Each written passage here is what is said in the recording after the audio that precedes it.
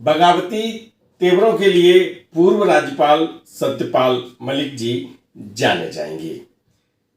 आप लंबे समय से जब बीमार थे, 5 राज्यों में आपने बतौर गवर्नर काम किया, लेकिन जब जब जरूरत पड़ी, जब जब उनके मन में विचारधारा ने समायोजन नहीं किया, आप एक पार्टी से दूसरी पार्टी भी जाने में गुरेज नहीं किया।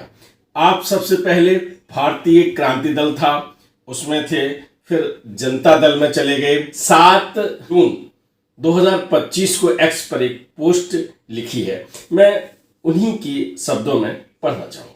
उन्होंने लिखा कि नमस्कार साथियों, मैं पिछले लगभग 1 महीने से के करीब से अस्पताल में भर्ती हूं और किडनी की समस्या से जूझ रहा हूं। परसों सुबह मैं ठीक था, लेकिन आज फिर से मुझे आईसीयू में शिफ्ट करना पड़ा। मेरी हालत बहुत गंभीर होती जा रही है। मैं रहूं न रहूं, इसलिए अपने देशवासियों को सच्चाई बताना चाहता हूं। जब गवर्नर के पद पर था तो मुझे उस समय 150 करोड़ यानी 150 करोड़ रुपए की रिश्वत की पेशकश हुई थी, परंतु मेरे राजनीतिक गुरु किसान मसीहा स्वर्गीय चौधरी चरण सिंह जी की ईमानदारी से काम करता रहा और मेरा ईमान वो कभी डिगा नहीं सके।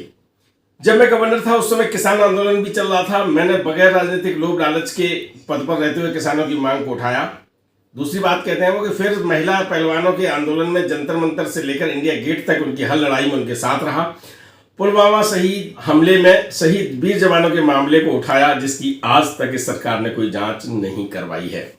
सरकार मुझे सीबीआई का डर दिखाकर झूठे चार्जशीट में फंसाने के बहाने ढूंढ रही है। जिस मामले में मुझे फंसाना चाहते हैं उस टेंडर को मैंने खुद निरस्त किया था।